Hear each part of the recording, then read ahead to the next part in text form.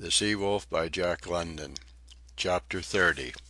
No wonder we called it Endeavour Island. For 2 weeks we toiled at building a hut. Maud insisted on helping, and I could have wept over her bruised and bleeding hands. And still, I was proud of her because of it. There was something heroic about this gently bred woman enduring our terrible hardship, and with her pittance of strength bending to the tasks of a peasant woman. She gathered many of the stones which I built into the walls of the hut. Also she turned a deaf ear to my entreaties when I begged her to desist. She compromised, however, by taking upon herself the lighter labours of cooking and gathering driftwood and moss for our winter's supply. The hut's walls rose without difficulty, and everything went smoothly until the problem of the roof confronted me. Of what use was 4 walls without a roof? And of what could a roof be made? There were the spare oars, very true. They would serve as roof beams, but with what was I to cover them? Moss would never do. Tundra grass was impracticable.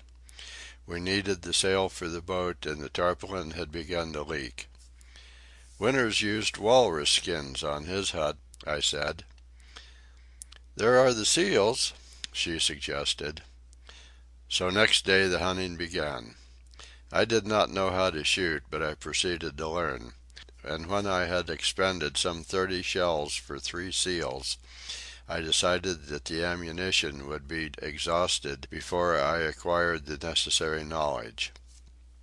I had used 8 shells for lighting fires before I hit upon the device of banking the embers with wet moss, and there remained not over 100 shells in the box. "We must club the seals," I announced, when convinced of my poor marksmanship. "I have heard the sealers talk about clubbing them."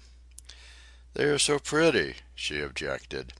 "I cannot bear to think of it being done. It is so directly brutal, you know, so different from shooting them." "The roof must go on," I answered grimly. "Winter is almost here. It is our lives against theirs. It is unfortunate we haven't plenty of ammunition, but I think, anyway, that they suffer less from being clubbed than from being all shot up. Besides, I shall do the clubbing." "That's just it," she began eagerly, and broke off in sudden confusion. "Of course," I began, "if you prefer—" "But what shall I be doing?" she interrupted, with a softness that I knew full well to be insistence. "Gathering firewood and cooking dinner," I answered lightly. She shook her head. "It is too dangerous for you to attempt alone." I know," she waved my protest. "I am only a weak woman, but just my small assistance may enable you to escape disaster." "But the clubbing?" I suggested. "Of course, you will do that. I shall probably scream. I'll look away when—" "The danger is most serious," I laughed. "I shall use my judgment when to look and when not to look," she replied with a grand air. The upshot of the affair was that she accompanied me. Next morning I rowed into the adjoining cove and up to the edge of the beach. There were seals all about us in the water, and the bellowing thousands on the beach compelled us to shout at each other to make ourselves heard. "I know men club them," I said, trying to reassure myself, and gazing doubtfully at a large bull, not 30 feet away, upreared on his 4 flippers and regarding me intently. "But the question is, how do they club them?" "Let us gather tundra grass and thatch the roof," Maud said. She was as frightened as I at the prospect, and we had reason to be gazing at close range at the gleaming teeth and dog-like mouths. "I had always thought they were afraid of men," I said. "How do I know they are not afraid?" I queried a moment later, after having rowed a few more strokes along the beach. Perhaps, if I were to step boldly ashore they would cut for it, and I could not catch up with one, and still I hesitated. "I heard of a man once who invaded the nesting grounds of wild geese," Maud said. "They killed him." "The geese?" "Yes, the geese. My brother told me about it when I was a little girl." "But I know men club them," I persisted. "I think the tundra grass would make just as good a roof," she said. Far from her intention, her words were maddening me, driving me on. I could not play the coward before her eyes. "Here goes," I said, packing water with one oar and running the bow ashore. I stepped out and advanced valiantly upon a long-maned bull in the midst of his wives. I was armed with the regular club with which the boat pullers killed the wounded seals gaffed aboard by the hunters.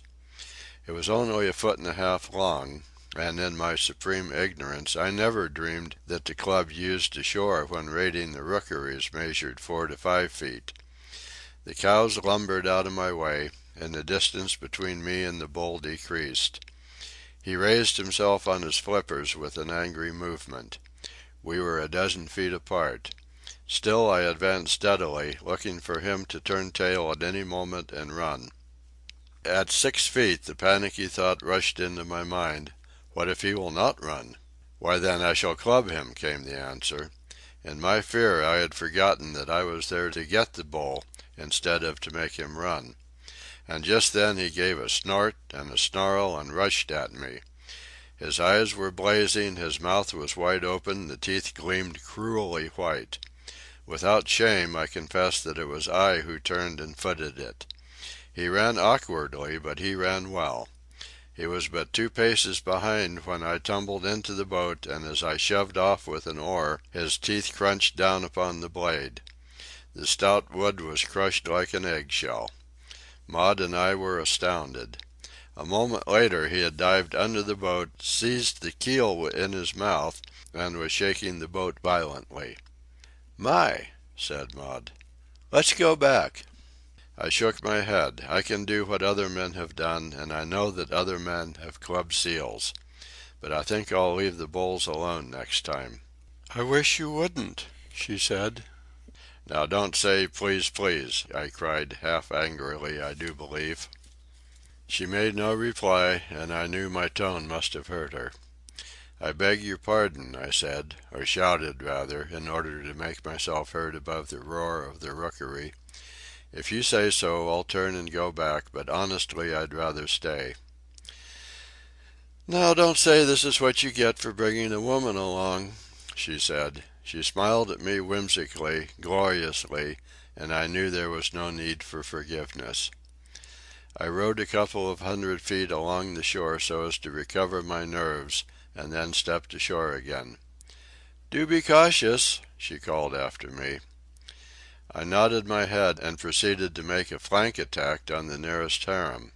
All went well until I aimed a blow at an outlying cow's head and fell short. She snorted and tried to scramble away. I ran in close and struck another blow, hitting the shoulder instead of the head. "Watch out!" I heard Maud scream. In my excitement I had not been taking notice of other things, and I looked up to see the lord of the harem charging down upon me. Again I fled to the boat, hotly pursued, but this time Maud made no suggestion of turning back. "It would be better, I imagine, if you let the harems alone and devoted your attention to lonely and inoffensive-looking seals," was what she said. "I think I have read something about them. Dr. Jordan's book, I believe. They are the young bulls, not old enough to have harems of their own. He called them holluschickie, or something like that. It seems to me if we find where they haul out—" "It seems to me your fighting instinct is aroused," I laughed. She flushed quickly and prettily. "I'll admit I don't like defeat any more than you do, or any more than I like the idea of killing such pretty, inoffensive creatures." "Pretty!" I sniffed. I failed to mark anything preeminently pretty about those foamy-mouthed beasts that raced me. "Your point of view," she laughed. "You lacked perspective. Now if you did not have to get so close to the subject—" "The very thing," I cried. "What I need is a longer club, and there's that broken oar ready to hand." "It just comes to me," she said, "that Captain Larsen was telling me how the men raided the rookeries. They drive the seals, in small herds, a short distance inland before they kill them. I don't care to undertake the herding of one of those harems," I objected. "But there are the holluschickie," she said. "The holluschickie haul out by themselves, and Dr. Jordan says the paths are left between the harems, and that as long as the holluschickie keep strictly to the path, they are unmolested by the masters of the harem." "There's one now," I said, pointing to a young bull in the water. "Let's watch him and follow him if he hauls out." He swam directly to the beach and clambered out into a small opening between two harems, the masters of which made warning noises but did not attack him. We watched him travel slowly inward, threading about among the harems along what must have been the path. "Here goes," I said, stepping out, but I confess my heart was in my mouth as I thought of going through the heart of that monstrous herd. "It would be wise to make the boat fast," Maud said. She had stepped out beside me, and I regarded her with wonderment. She nodded her head determinedly. "Yes, I'm going with you, so you may as well secure the boat and arm me with a club." "Let's go back," I said dejectedly. "I think tundra grass will do, after all." "You know it won't," was her reply. "Shall I lead?" With a shrug of the shoulders, but with the warmest admiration and pride at heart for this woman, I equipped her with the broken oar and took another for myself. It was with nervous trepidation that we made the first few rods of the journey. Once Maud screamed in terror as a cow thrust an inquisitive nose toward her foot, and several times I quickened my pace for the same reason. But, beyond warning coughs from either side, there were no signs of hostility. It was a rookery which had never been raided by the hunters, and in consequence the seals were mild-tempered and at the same time unafraid. In the very heart of the herd the din was terrific. It was almost dizzying in its effect.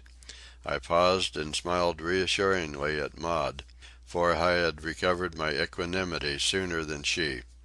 I could see she was still badly frightened. She came close to me and shouted, "I'm dreadfully afraid," and I was not.